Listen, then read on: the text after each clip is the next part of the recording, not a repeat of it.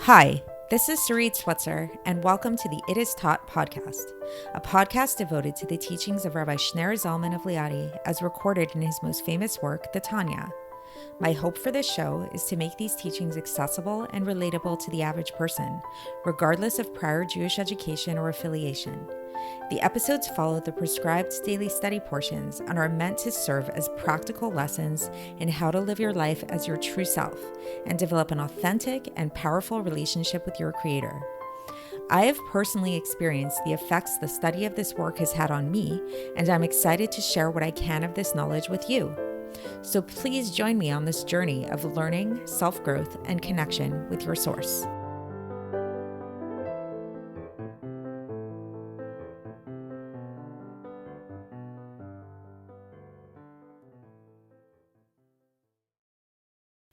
Hi, and welcome to the It Is Taught podcast. This is episode 691 for the 29th of Tishrei in a regular year.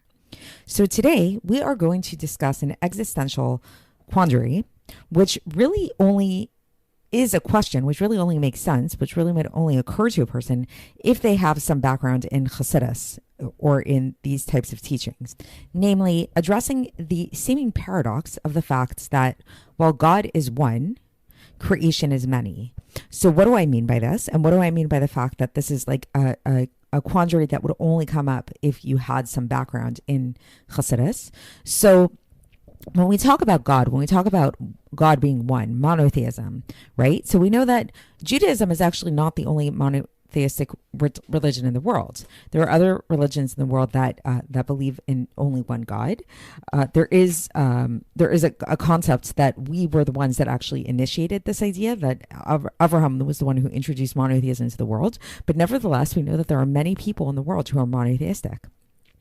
It's very possible to believe in one God and also to believe that there's a multiplicity in creation, that there's many different types of creation, right? It's not that difficult. It's not really a question. It's like you could have one God, just like you could have one person who writes many books, right? Or one person who paints many pictures. So you could have one God who creates many things in the world, right? So like, what's the issue? What's the question? So the question comes up, and the reason why it becomes a question is when you learn about God and when you learn about creation from a Hasidic perspective, from the perspective of Hasidus, where we learn that actually it's not that there's God and then there's creation, but that nothing exists apart from God, and that everything in creation is utterly and totally dependent upon God for its life force and for its existence. And it's constantly being created something from nothing at all times. So it's not so much like the person writing the different books or painting the different pictures. It's more like a person having thoughts. It's more like a person having all kinds of different thoughts, and those different thoughts are really one and the same with the person, right? Like you can't distinguish a person's thoughts from their person. And even that is not a perfect analogy, but it gives us a little bit of a closer sense, a semblance of what is going on with God. So it's like if a person has like a dream, right? A person can have many dreams, many daydreams. However, if a person stops thinking about the particular dream, assuming that they never wrote it down, that they never told it to anybody, if it's just in their head, once a person stops thinking about it, it ceases to exist at that moment, right? And it can only come back into existence if the person's constantly putting their attention on that dream, on that idea. So similarly with God and the creation of the world can only exist, the world can only subsist, can only be here if there's this constant input from God, something for nothing at all times. So thus, when we think about it in that way, then the question becomes a real question. How can we have multiplicity in creation if God is really one? So sure, a person can have a dream, but they can only dream about one thing at one time, right? A person can only think about one thing at one time. Like the idea of multitasking or multi-thinking is actually a misnomer. Like it's impossible to actually focus on more than one thing at one time. But yet we see with God that we live in this multiplicity of creation, but yet we have learned in Hasidus that really there is nothing apart from God. So how is this possible? How do we have these two things, that we live in this world that is very diverse, that is very has lots of multiplicity, but yet God is one, single, unified.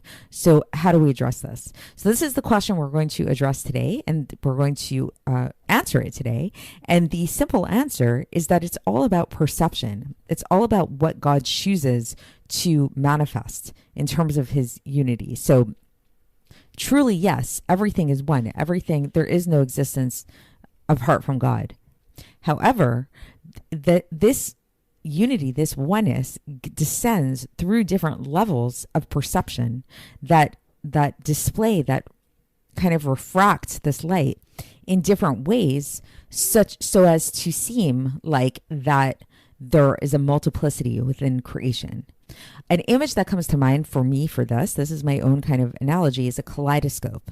So in a kaleidoscope, the way that it works is that you have different mirrors that are reflecting off one another.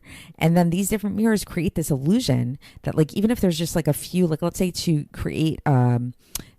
can create your own at-home kaleidoscope. It's actually really simple. You take a few colored beads or something like that, and you put them at the end of a tube, and then you go inside of the tube. You set up these walls that are all mirrors so that the mirrors reflect off one another. And then you place the beads at the end of this tube into another tube that you allow to rotate. I hope I'm explaining this correctly. You can also Google it, by the way, and look on YouTube how to create your own at-home kaleidoscope. And then you rotate that tube, and it looks like those beads, let's say you had 10 beads in there, it actually looks like there are a lot more beads, and they look very diverse and dynamic and moving. There's a lot going on.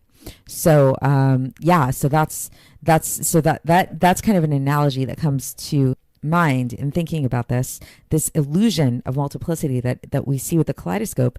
It's similar to our existence here on earth. It's similar to the worlds. The multiplicity of the worlds is actually an illusion. In true truth, there is only unity. There is only oneness, one God. So let's get into the text and see how the Alter Rebbe explains this. And it's a pretty short section today. And for context, we're still in the middle of Epistle 25, where we're getting into this whole discussion of unity and how God is found in everything and animates everything. And again, we started off this discussion talking about anger management, making it really concrete in the sense of how when a person does something to you that triggers your anger, that is a good time to actually acknowledge the fact that the person isn't actually doing anything to you. It's all coming from God, because there is nothing but God. So the Alter Rebbe begins with a citation from Zechariah, chapter 14, verse 9, where it says, Hashem echad u'shmo echad. God is one and his name is one. We say this during our prayers also, we say this in the Shema prayer. We say Hashem echad u'shmo echad. It's a common idea that God is one and his name is one. And so the Alter Rebbe goes on and he says that we've explained this, that we said that what does this mean on a deeper level? That God is one and his name is one. So meaning that God's speech, which is the spirit of his mouth, which is what is referred to in the Holy Zohar as God's name, this is unified and one with God. Nevertheless, the radiance and the vitality that comes down from the spirit of God's mouth divides up into 4 different distinct levels, which are the 4 worlds. So if you've been following along this podcast for a while, you've noticed that there are 4 general worlds, spiritual worlds, and these 4 worlds are known as Atzilus, Bria, Yetzirah, and Asiya. Loosely translated as Atzilus is emanation, Bria is creation, Yetzirah is formation, and Asiya is action. I'm not going to go into deep detail here as to what they all are. I've done that in other podcast episodes. You can also do your own research around it, but that's the basic idea. There's these 4 basic levels. And so this spirit of God's mouth descends down, even though its source, it is essentially unified. It's one thing, but nevertheless, the way it comes down, it goes through 4 levels. And the difference in terms of these 4 levels, what do we mean by different levels, is in terms of the different contractions and different screens. And it goes through many different screens, many different contractions. And these contractions cause the contraction of the light and the vitality to hide it so that it will not shine so much in the world of Bria, for example, as it shines in the world of Atzilus. And it won't shine so much in the world of Yetzirah, as it does in those higher worlds, due to the greater constrictions in all of those worlds. However, when it comes to the essence of the Shekhinah, which again, if you've been following along, maybe taking notes, the Shekhinah is synonymous with Dvar Hashem, with the speech of Hashem, and with Ruach Piv, with the spirit of God's mouth. So there's no change in, God forbid, in the essence of the Shekhinah. And even in terms of the radiance of and the drawing down, the descent of this vitality, meaning the descent that comes down from Atzilus, this descent, this radiance pierces through the masach, pierces through the screen, and it becomes enclosed in Bria. And so too from Bria to Yetzirah, and from Yetzirah to Asiyah. So meaning to say, what are we trying to say here is that the essence, this essential unity of the Dvar Hashem that is found in its source, it does pierce through all of these levels. It's just that we don't perceive it as such because it goes through these different contractions.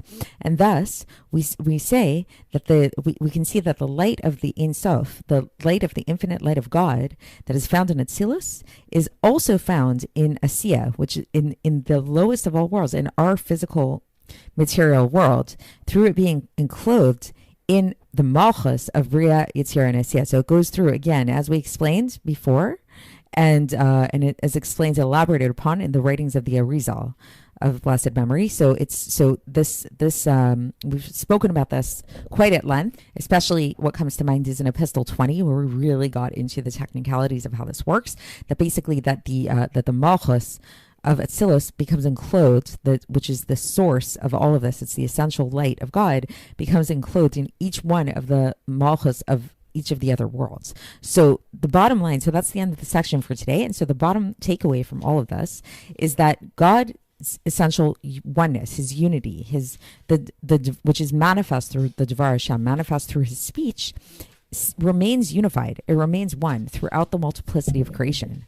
The only difference is in terms of how it comes down to us in a way that it goes through a series of contractions and a series of screens, like different types of blockages that cause this sense of multiplicity when really the truth is unity. Sort of like how when you have that kaleidoscope, Lahavdil, it's like you have those different mirrors, and those mirrors, putting in those mirrors there, they serve to kind of like block the light from going directly to see the beads, and rather create this illusion of multiplicity within the beads. So that's it for today, and we'll continue along these lines tomorrow, and I will speak to you then. Thanks for listening to the It Is Taught podcast, hosted by Sarit Switzer. This podcast is dedicated in loving memory of my maternal grandfather, Avraham Yitzchak ben Binyamin HaKohen of blessed memory. Music by Shoshana.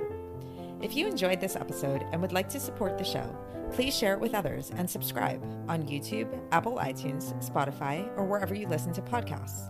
And make sure to leave us a 5-star review. To find out more about the It Is Taught project, including more information on my soon-to-be published book, please visit our website, itistaught.com. To catch the latest from me, follow me on Facebook, Instagram, and Twitter. Looking forward to speaking with you tomorrow, and until then, have a great day.